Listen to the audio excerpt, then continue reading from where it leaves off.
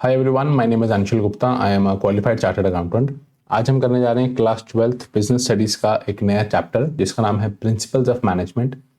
इस चैप्टर के अंदर इस लेक्चर में हम एनसीईआरटी को बेस बनाकर इस पूरे चैप्टर को रिवाइज करेंगे एंड जो भी आपके चैप्टर में जो इंपॉर्टेंट कीवर्ड्स हैं, एक तो होती है कि जो आंसर में जो हेडिंग्स लिखनी होती है, जो मेन हेडिंग्स हैं वो तो एनसीईआरटी में हाईलाइटेड हैं, बट जो बाकी का टेक्स्ट है वो एनसीईआरटी से पढ़ना कभी कभी बहुत बोरिंग हो जाता है।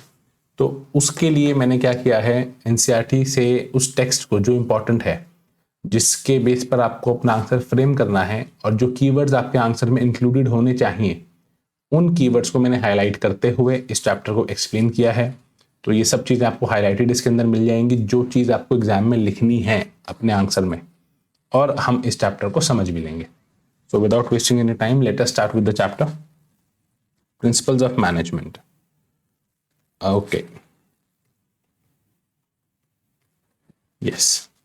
In this chapter we will study about the contributions of, देखो ये दो मेन हैं, टेलर एंड फेयोल। इनके पूरे नाम भी आप देख लेना, Frederick Winslow Taylor and Henry Fayol. इनकी हम जो कॉन्ट्रीब्यूशंस हैं वो हम पढ़ेंगे एसोसिएटेड विद द, ये दोनों क्लासिकल मैनेजमेंट थ्योरी के साथ एसोसिएटेड हैं, और जो भी इनकी कॉन्ट्रीब्यूशंस रही हैं वो कॉन्ट्रीब्यूशंस हम लोग आज की क्लास में पढ़ेंगे। इस चैप्टर के अंदर भी वही एक्सप्लेन्ड है। पहले बात कर रहे हैं टेलर की। टेलर ने क्या किया था, टेलर ने कॉन्सेप्ट दिया था साइंटिफिक मैनेजमेंट का। ऑलराइट, टेलर ने कॉन्सेप्ट दिया था साइंटिफिक मैनेजमेंट का, और फेयोल ने बताए थे एडमिनिस्ट्रेटिव प्रिंसिपल्स। ये दो अलग अलग चीजें हैं जिन्हें हम लोग अभी पढ़ेंगे। ऑलराइट, अब प्रिंसिपल्स ऑफ मैनेजमेंट कॉन्सेप्ट क्या है इसका। बेसिकली प्रिंसिपल ऑफ मैनेजमेंट होता क्या है, जरूरत क्या है इनकी, और इसके अंदर क्या चीजें आती हैं। देखो, a managerial principle is a broad and general guideline for decision making and behaviour. भाई कुछ गाइडलाइंस होती हैं, जैसे कि आपके जीवन में कुछ गाइडलाइंस हैं कि हमें झूठ नहीं बोलना चाहिए, चोरी नहीं करनी चाहिए, ये कुछ गाइडलाइंस हैं। ऐसे ही कुछ गाइडलाइंस हैं मैनेजमेंट की, बिजनेस चलाने की, बिजनेस को मैनेज करने के लिए। तो वो गाइडलाइंस आपके प्रिंसिपल्स ऑफ मैनेजमेंट बताता है। अब यहाँ पर एक बात और लिखिए कि आपको डिस्टिंग्विश करना चाहिए प्रिंसिपल्स ऑफ मैनेजमेंट को प्योर साइंस के साथ। भाई इसके अंदर काफ़ी सिमिलैरिटीज हैं साइंस वाली, बट ये पूरे तरीके से आप इसको ये नहीं बोल सकते कि ये एक साइंस है, ऐसे बोलना गलत होगा। Management principles are not as rigid as the principles of science. भाई साइंस के प्रिंसिपल्स तो बहुत बहुत रिजिड है। अगर इस केमिकल के अंदर दिए दूसरा केमिकल मिलाओगे तो ये चीज़ ही बनेगी, ये तो तय है, ठीक है। बट मैनेजमेंट प्रिंसिपल्स में एक मैनेजमेंट को ह्यूमन बींग्स के साथ काम करना पड़ता है, ह्यूमन बिहेवियर के साथ काम करना पड़ता है। तो एक तरह से आपको अपनी क्रिएटिविटी लगा के, आपको क्रिएटिव तरीके से थोड़ा मॉडिफाई करके उन्हें यूज़ करना होता है मैनेजमेंट प्रिंसिपल्स को। सो बेसिकली वो उतने रिजिड नहीं है जितने कि साइंस वाले प्रिंसिपल्स हैं। ऑलराइट, यहाँ तक इतना ही पढ़ना है आपने। ये सब चीज़ें इसको छोड़ देना, कोई ज़रूरी नहीं पढ़ना, सीधा इस पर आ जाते हैं। ऑल्सो आपको डिस्टिंग्विश करना चाहिए कि जो मैनेजमेंट प्रिंसिपल्स हैं और जो मैनेजमेंट की टेक्निक्स हैं, ये दो अलग अलग चीज़ें हैं, ठीक है। अब इसके लिए पहले ये देख लेते हैं कि टेक्निक्स क्या चीज़ हैं। टेक्निक्स आर प्रोसीजर्स और methods which involve a series of steps to be taken to accomplish the desired goals. Okay, techniques जो होंगे वो तरीके हो गए काम करने के, वो स्टेप्स हो गए कि भाई ये टेक्निक है काम करने की, पहले ये करेंगे, फिर ये करेंगे, फिर ये करेंगे, और लास्ट में जाके ये कर लेंगे। तो वो सीरीज ऑफ स्टेप्स है जिसके थ्रू आप अपना डिजायर्ड गोल अचीव कर सकते हो, ठीक है। वो तो हो गई एक तरह से आपकी, मैं हाईलाइट कर देता हूं, सीरीज ऑफ स्टेप्स। जबकि प्रिंसिपल्स क्या हैं, प्रिंसिपल्स आपके गाइडलाइंस हैं, guidelines to take the decisions और एक्शंस फॉर प्रैक्टिसिंग टेक्निक्स। भाई टेक्निक्स को प्रैक्टिस करते टाइम कुछ आपको गाइडलाइंस चाहिए, कुछ मॉरल बिहेवियर की, आपको ऐसे करना चाहिए और ऐसे नहीं करना चाहिए, ठीक है। वो चीजें एक तरह से आपकी प्रिंसिपल्स में आ जाएंगी। ओके भाई, टेक्निक्स तो हो गए बेसिक स्टेप्स, और प्रिंसिपल्स हो गए जो मॉरल थिंग्स हैं, ये आपको करना चाहिए और ये नहीं करना चाहिए, मतलब वो काम करते हुए। Alright, next comes principles. और देखो सबसे पहले हमने क्या देखा था, सबसे पहले यहां देख लिया प्रिंसिपल्स और प्योर साइंस में फर्क होता है, इसको अलग अलग रखना। सेकंड नंबर पे हमने देखा प्रिंसिपल्स और टेक्निक्स भी अलग अलग चीजें हैं। थर्ड नंबर पे हमने देखा प्रिंसिपल्स और वैल्यूज भी अलग अलग चीजें हैं। कैसे? Values are something which are acceptable और डिजायरेबल। भाई वैल्यूज तो वो हो गए कि फॉर एग्जाम्पल जैसे मैंने आपको अभी बताया था झूठ बोल मतलब अपना सच बोलना चाहिए, वो सब चीजें आपकी वैल्यूज होंगी जो कि जनरल रूल्स हैं for behaviour of individuals in the society. Whereas principles of management are formed after research in work situations। देखो जो जैसे मैंने बताया कि जब आपको एग्जांपल दे रहा था मैं कि झूठ नहीं बोलना चाहिए, चोरी नहीं करनी चाहिए, ये आपकी सोसाइटी के प्रिंसिपल्स हैं, तो इनको एक तरह से वैल्यूज बोल सकते हो आप। बट मैनेजमेंट करने के जो प्रिंसिपल्स हैं वो उस तरीके के होंगे कि काम करते हुए, ठीक है, जैसे कि काम करते हुए जो भी सिचुएशंस आपके सामने आती हैं उन सिचुएशंस को रिसर्च करके उनकी स्टडी करके तब वो प्रिंसिपल्स फॉर्म होते हैं। तो ये फर्क हो गया आपका प्रिंसिपल्स ऑफ वैल्यूज में। फर्क माइन्यूट है इसके अंदर। वैल्यूज तो हो गई एक तरह से सोसाइटी के बेस, सोसाइटी को सोचते हुए, और प्रिंसिपल्स हो गया आपका काम को सोचते हुए, basically work specific. Okay, next is your nature of principles of management.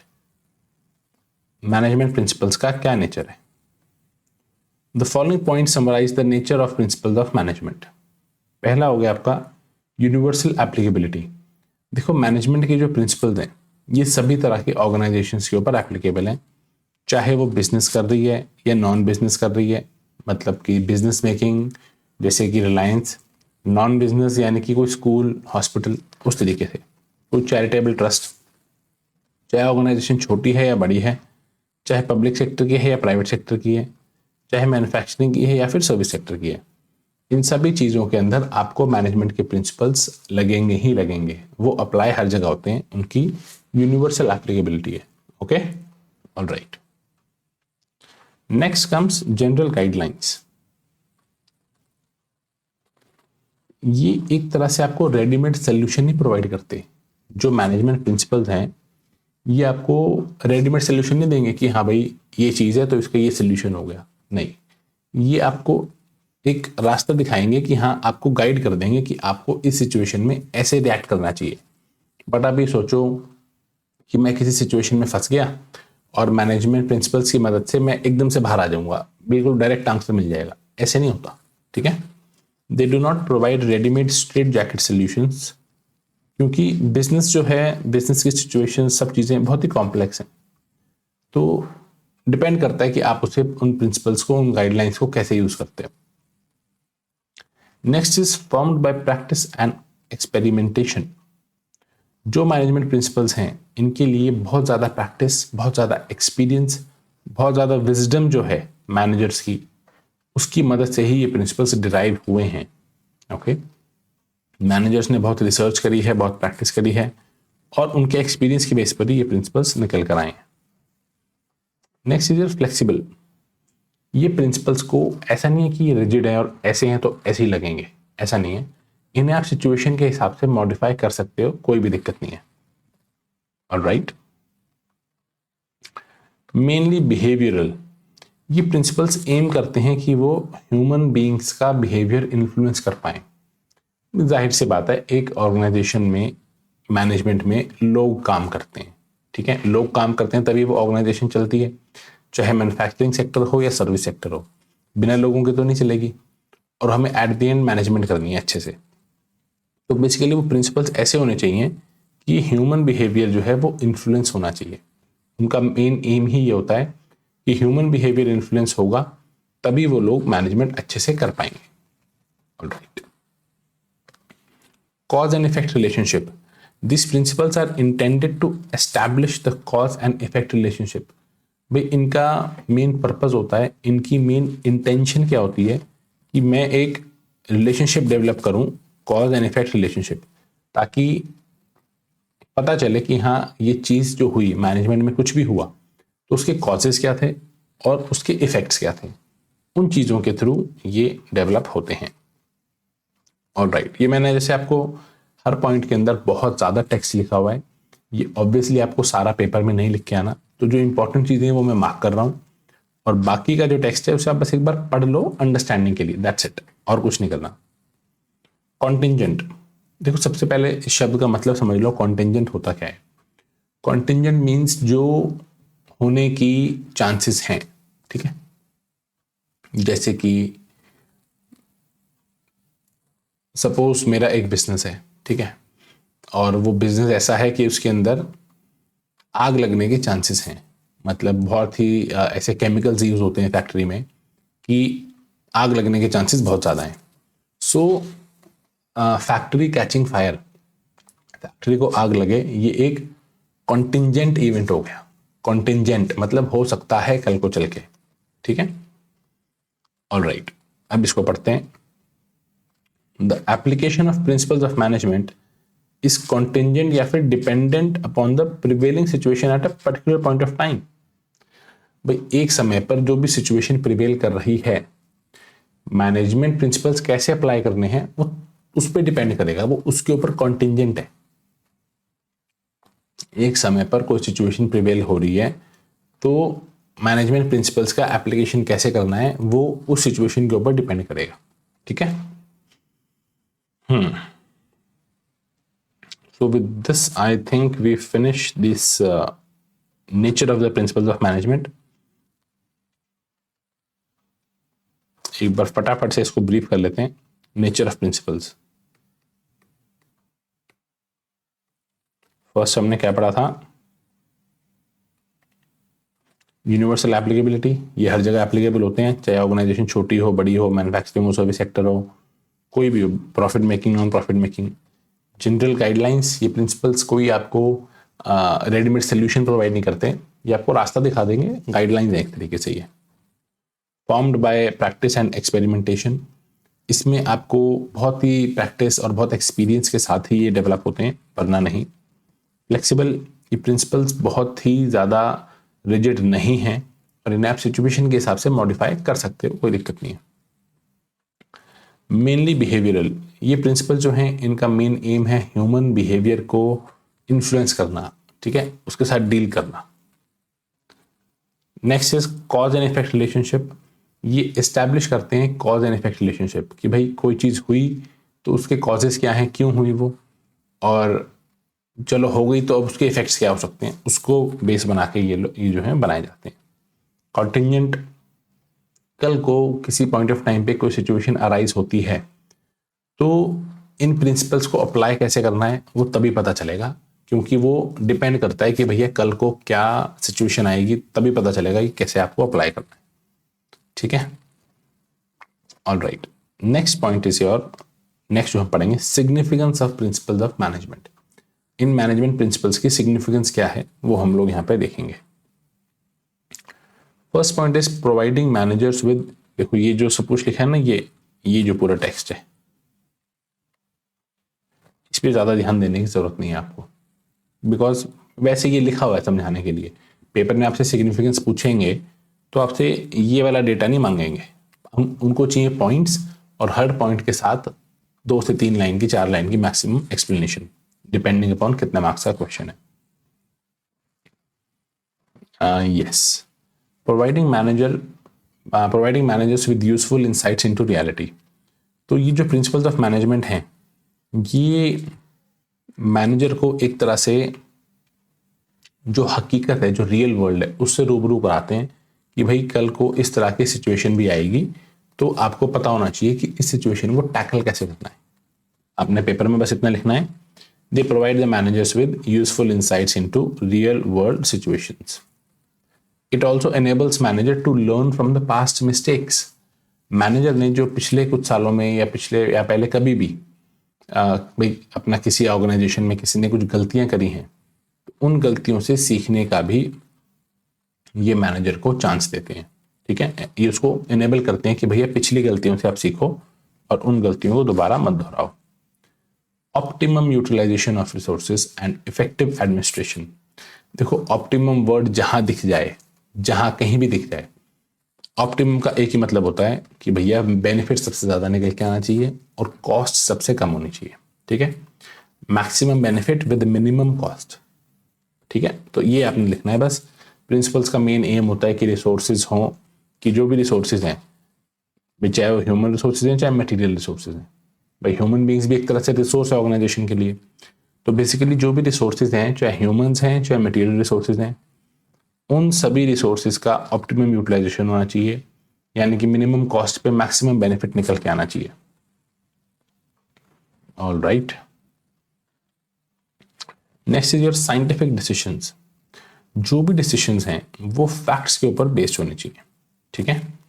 जो भी डिसीजंस आप लोगे इनका इस्तेमाल करके वो फैक्ट्स के ऊपर बेस्ड होने चाहिए, एक बात। दूसरी बात, इसके अंदर लॉजिक होना चाहिए। ऐसा नहीं है कि आप किसी थ्योरी के बेस पे ले लो डिसीजन, आपको प्रॉपर लॉजिक के साथ, प्रॉपर अंडरस्टैंडिंग, प्रॉपर रीजनिंग के साथ डिसीजन लेना चाहिए। तीसरी बात, फ्री फ्रॉम बायस।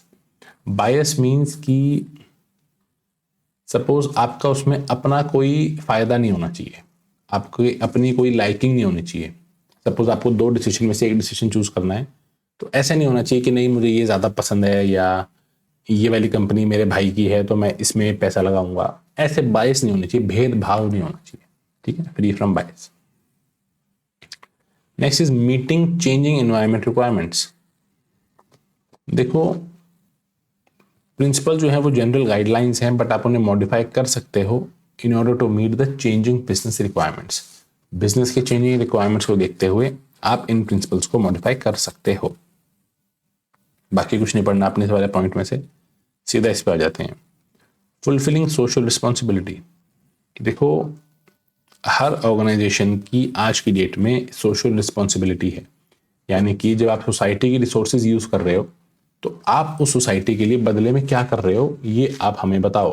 पब्लिक ये जानना चाहती है कि आप सोसाइटी के लिए अलग से क्या कर रहे हो। भैया प्रोडक्ट बना रहे हो, आप उससे पैसे कमा रहे हो प्रोडक्ट बेच के, वो सब ठीक है, बट आप अलग से क्या कर रहे हो सोसाइटी के लिए वो हमें बताओ। तो जो है ये प्रिंसिपल्स ये भी बोलते हैं मैनेजमेंट को कि आप अपनी सोशल रिस्पॉन्सिबिलिटी को पूरा करो। All right, next is management training education and research. In principles को हम एक तरह से बेस मानते हैं, इनको एक बेस मान के चलते हैं। They are use as a basis for management training. जो भी इंप्लॉयज होते हैं, न्यू ज्वाइनीज हैं या ओल्ड ज्वाइनीज भी हैं, उनकी ट्रेनिंग करनी है, उन्हें एजुकेट करना है, उनकी कोई रिसर्च करनी है, तो उन सब चीज़ों के लिए इन प्रिंसिपल्स को ही बेस मानकर हम आगे चलते हैं। ऑल राइट, नेक्स्ट कम्स ये जो है आपके टेलर्स साइंटिफिक मैनेजमेंट। अब हमने जनरल चीजें पढ़ ली हैं। अब जैसे कि हमने डिस्कस किया था पहले, टेलर एंड फेयोल, इन दोनों की जो भी मैनेजमेंट करने के तरीके थे, प्रिंसिपल्स थे, उन्हें हम डिटेल में समझेंगे। तो for that we are starting with Taylor's scientific management. Okay, ये क्लासिकल स्कूल को बिलोंग करते हैं। क्लासिकल स्कूल की दो और स्ट्रीम्स हैं, एक तो हो गया फेयोल और दूसरा हो गया मैक्स वेबर्स ब्यूरोक्रेसी। अब आपके इस कोर्स में, आपकी बुक में मैक्स वेबर्स ब्यूरोक्रेसी जो है ये आपको नहीं पढ़नी है, ठीक है, बाकी दोनों हम लोग यहाँ पर पढ़ेंगे। तो अब हम टेलर के बारे में कुछ जान लेते हैं। पहले टेलर जो थे वो एक, देखो ये उनकी ना एक तरह से बेसिक डिटेल्स की बने। आई डू नॉट थिंक इसके ऊपर क्वेश्चन आना चाहिए, बट स्टिल एक बारी हमें पढ़ लेना है, एक बार इसको बस एक रीडिंग दे देना। टेलर एक अमेरिकन मैकेनिकल इंजीनियर थे जिन्होंने सोचा कि वो इंडस्ट्रियल एफिशिएंसी को इम्प्रूव करेंगे। इंडस्ट्रियल एफिशिएंसी मतलब कि फैक्ट्री में सपोज आज की डेट में एक दिन में 1000 यूनिट बनते हैं, तो टेलर वांटेड कि एक दिन में आपके 1000 नहीं 1200 यूनिट बन जाएं। एफिशिएंसी मतलब और ज़्यादा अच्छे से काम हो। या फिर अगर 1000 यूनिट बनते हैं पहले, आज भी 1000 बन रहे हैं, तो ऐसा हो जाए कि पर यूनिट कॉस्ट कम आ जाए। एफिशिएंसी के दो ही मतलब होते हैं, या तो प्रोडक्शन बढ़ जाए या कॉस्ट कम आ जाए, ठीक है, और दोनों हो जाए तो बहुत बढ़िया। तो ये सब चीज़ें, इसको बस एक बार आप रीडिंग मार लेना इसकी। आई डोंट थिंक ये आना चाहिए, इतना इंपॉर्टेंट नहीं है। Taylor's contribution must be seen in the light of efforts made to perfect the factory system of production. Taylor जो है फैक्ट्री सिस्टम ऑफ प्रोडक्शन इसको परफेक्ट करना चाहता था कि मैक्सिमम प्रोडक्शन आनी चाहिए, कम से कम खर्चे में काम होना चाहिए, कम से कम लेबर लगनी चाहिए, तो सारा ध्यान उसका इसी में ही था। टेलर ने ये सोचा कि साइंटिफिकली अगर हम काम को देखें, मतलब अगर हम प्रॉपर लॉजिक के साथ चीज़ों को देख के चलें, तो हम ये पता लगा सकते हैं कि काम को करने का बेस्ट तरीका कौन सा है। और उसको ये भी मानना था कि there is one best way to do it. कोई भी काम करने का एक बेस्ट तरीका होता है और वो बेस्ट तरीका साइंटिफिकली हम पहचान सकते हैं। टेलर का ये मानना था कि कोई भी काम करने का एक ही बेस्ट तरीका होता है और वो तरीका हम साइंटिफिकली उसको काम को एनालाइज करके, स्टडी करके, रिसर्च करके निकाल सकते हैं। He would break a job into its component parts and measure each to the second. एक जॉब को वो अलग अलग कंपोनेंट्स में ब्रेक कर देता था और सब कुछ स्टडी करता था कि सपोज पूरी जॉब में 1 घंटा लग रहा है, तो टेलर ये देखता था कि इस काम को मैंने 10 हिस्सों में बांट दिया, पहले ये होता है, फिर स्टेप, फिर दूसरा स्टेप ये, तीसरा ये, चौथा ये, और सब में देखा कि मैक्सिमम टाइम कहाँ लग रहा है। सपोज कोई स्टेप ऐसा था जिसके अंदर मैक्सिमम 20 मिनट्स लग रहे थे, तो उसने सोचा यार ये कम कैसे हो सकते हैं, उसको कम करके 15 मिनट पे ले आया, 10 मिनट पे ले आया। तो ऐसे कर करके उसने अपने काम को पार्ट्स में, देखो अगर आप ओवरऑल सोचोगे तो आपको गलती मिलेगी ही नहीं, ठीक है। उसको उसने ब्रेक किया, ब्रेक करके फिर उसने उसमें से चीजें ढूंढी कि भैया कहाँ मैं क्या कटौती कर सकता हूँ। He also wanted that workers should cooperate with the management, और ट्रेड यूनियन की कोई जरूरत ही नहीं है। वो कहता था भैया वर्कर और मैनेजमेंट मिलजुल के काम करो ना, भाई वर्कर को जो तकलीफ है वो मैनेजर दूर करे, मैनेजमेंट को जो तकलीफ है वो वर्कर दूर कर दे। ट्रेड यूनियन की जरूरत ही क्यों पड़ रही है, ठीक है। He is known for coinage of the term scientific management in the article The Principles of Scientific Management. Okay? उसने एक आर्टिकल लिखा था the principles of scientific management, तो उससे ये माना जाता है कि ये टर्म जो है साइंटिफिक मैनेजमेंट की टेलर भाई साहब ने ही दिया था।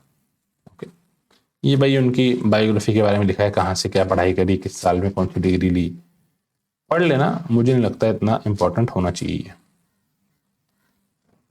All right, next comes your principles of scientific management. Okay, यहां से ऐसा करते हैं, इस वाली टॉपिक से हम लोग नेक्स्ट क्लास में कंटिन्यू करेंगे। अभी हमने काफ़ी कुछ पढ़ लिया है आज, वो सब चीज़ें आप तैयार करके रखो। नेक्स्ट क्लास में इस वाले टॉपिक से हम लोग कंटिन्यू करेंगे। Till then do revise and कोई भी डाउट्स हैं तो मुझे कमेंट सेक्शन में ज़रूर बताना। Bye bye, take care, thank you so much.